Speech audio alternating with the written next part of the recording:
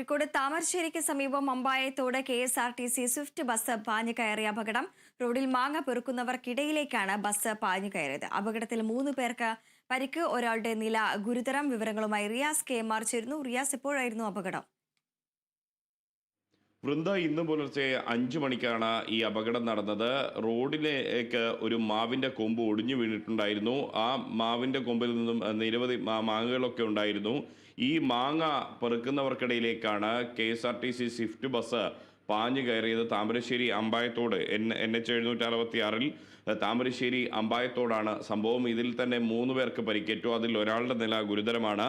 താമരശ്ശേരി അമ്പായത്തോട് സ്വദേശി അറമുക്ക് ഗഫൂർ എന്ന 53-കാരൻ, കോഴിക്കോട് പെരുമണ്ണ സ്വദേശി ബിബീഷ് എന്ന 40-കാരൻ, എടവണ്ണപ്പാറ സ്വദേശി സതീഷ് കുമാർ എന്ന 42-കാരൻ എന്നിവർക്കാണ് പരിക്കേറ്റത്.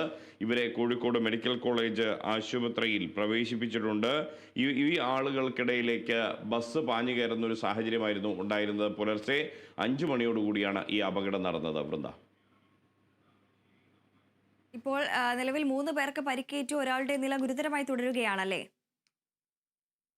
തീർച്ചയായും 3 പേർക്കാണ് പരിക്കേറ്റത്. ഞാൻ നേരത്തെ പേര് സൂചിപ്പിച്ചതുപോലെ അമ്പായത്തോട് സ്വദേശി അറമുക്ക് ഗഫൂർ, മറ്റൊന്ന് ഒരു ബിബീഷ്, കോഴിക്കോട് പെരുമണ്ണ സ്വദേശി ബിബീഷ്, എടവണ്ണപ്പാറ സ്വദേശി സതീഷ് കുമാർ എന്നിവർക്കാണ് പരിക്കേറ്റത്.